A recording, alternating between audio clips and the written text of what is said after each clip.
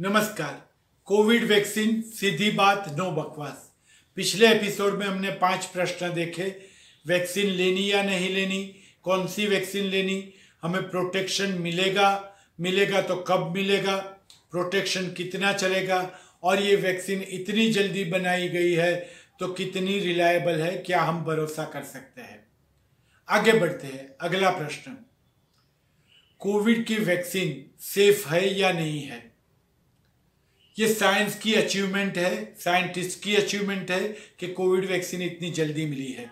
जब हम ट्रेन में जाते हैं, बस में सफ़र करते हैं, फ्लाइट में बैठते हैं, हम कभी भी ऐसा पूछते नहीं है कि बस के ड्राइवर के पास लाइसेंस है या नहीं है, उसने कल रात को ठीक से नींद ली है या नहीं ली है, उसने दारू पिया है या नहीं पिए, वो ठीक से चला रहा है या नहीं चला रहा है। हम 40, 50, 400 लोगों की जिंदगी एक साथ पायलट या फिर इंजन ड्राइवर या फिर बस ड्राइवर के ऊपर दे देते हैं, कभी डाउट नहीं करते।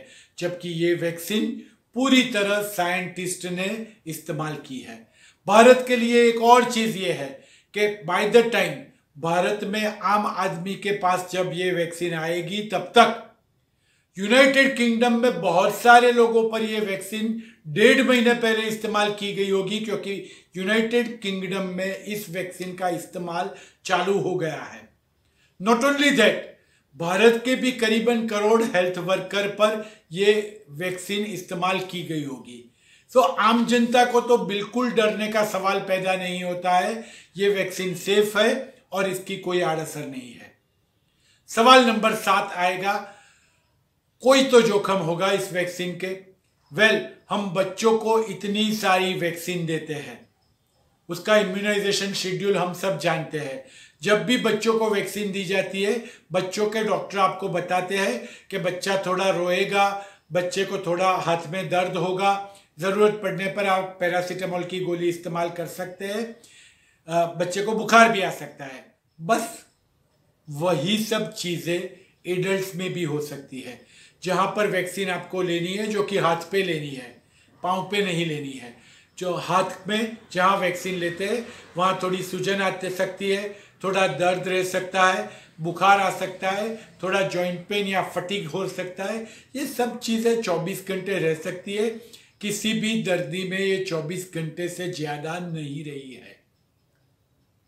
दूसरी चीज, जिन लोगों ने वैक्सीन ली है, इसमें से किसी को भी कोविड के कारण दवाखाने में, अस्पताल में भर्ती नहीं होना पड़ा है। न कोविड के कारण वैक्सीन लेने वालों में एक भी डेथ हुई है। Not a single death because of Covid. और तीसरी चीज, एनाफाइलेक्टिक शॉक, जिसकी बहुत बातें हो रही है।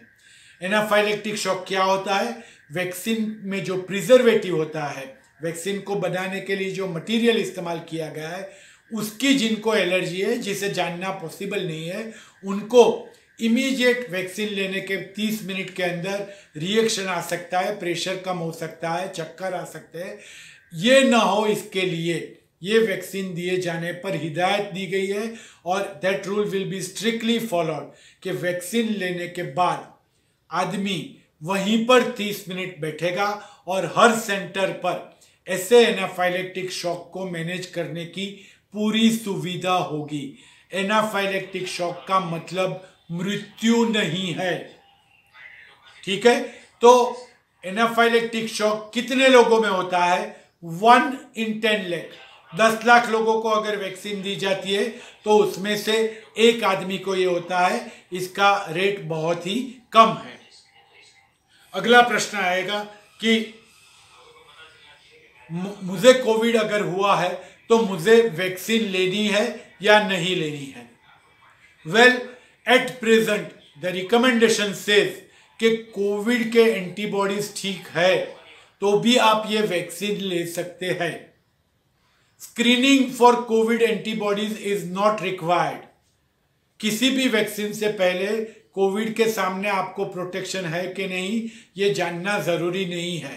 पर इस वक्त गवर्नमेंट ऑफ इंडिया की कोई भी ऐसी रिकमेंडेशन नहीं आया है कि जिन हेल्थ वर्कर को कोविड हुआ है वो ये वैक्सीन न ले। सो पूरे दुनिया भर में इसकी इंस्ट्रक्शन सेम है। आपको कोविड हुआ है या नहीं हुआ है, आपको वैक्सीन लेना है और आप ले सकते हैं। अगला प्रश्न ये आएगा, किसको वैक्सीन नहीं लेनी है? क्या कोई ग्रुप ऐसा है जिन्हें वैक्सीन नहीं लेनी है? 18 साल से नीचे के लोगों को वैक्सीन नहीं लेनी है। प्रेगनेंसी प्लान आउट कर रहे हैं या प्रेगनेंसी है तो ये वैक्सीन नहीं लेनी है। अगर बच्चे को ब्रेस्ट फीडिंग करा रहे हैं, लैक्टेशन करा रहे हैं, बच्चा अगर दूध पी रहा है माँ के ब्रेस्ट में से, तो उस माँ को ये वैक्सीन नहीं लेनी है। ठीक है, तो ये 3 तरह के लोग हैं जिनमें ये वैक्सीन नहीं लेनी है। बाकी सब लोगों को वैक्सीन लेनी है। कई सवाल ऐसे आते हैं कि जिनकी इम्यूनिटी कम है, बहुत कैंसर है या इम्यूनिटी बहुत कम है, उनको वैक्सीन लेनी है। जी हाँ, उन लोगों को भी वैक्सीन लेनी है, उनको भी वैक्सीन से फायदा होने वाला है। आखिरी प्रश्न आएगा कि मैं वैक्सीन न लूं पर और लोग वैक्सीन ले तो ये एक ऐसी समय है जब आपको ये सोचना है कि मुझे ये देशभक्ति का काम करना है। हर 26 जनवरी को हम तिरंगा लेके घूमते हैं, देशभक्ति के गाने सुनते हैं। ये हमें अपने समाज के लिए करना है, राष्ट्र के लिए करना है, अपने शहर के लिए करना है, अपनी सोसाइटी के लिए करना है। तो अगर कोई आदमी बिना वैक्सीन के छूटेगा तो उससे संक्रमण का खतरा तो रहेगा ही, और इसीलिए वैक्सीन सबको लेना है, प्रोटेक्शन सबको डेवलप करना है, ताकि हम इस कोरोना को हमेशा के लिए बाय बाय कह सकें। तो ये वैक्सीन के बारे में 10 प्रश्न हुए। हमने यहाँ पर वैक्सीन के बारे में पूरी डिटेल देने का कोई प्रयत्न नहीं किया है। सिर्फ जो बहुत सारे लोगों के दिमाग में शंका कुशंका प्रश्न थे, उनके जवाब देने की कोशिश की है। हाउएवर, अगर इसके बावजूद भी आपके दिमाग में कोई प्रश्न है तो स्क्रीन के ऊपर लिखे हुए नंबर पर आप व्हाट्सएप करके प्रश्न पूछ सकते हैं। हम जवाब देने के लिए हमेशा तैयार होंगे। हमारे YouTube चैनल, जो कि लाइफस्टाइल डिजीज प्रिवेंशन चैनल है, उसके ऊपर भी आप आपके प्रश्न रख सकते हैं। नमस्कार, धन्यवाद।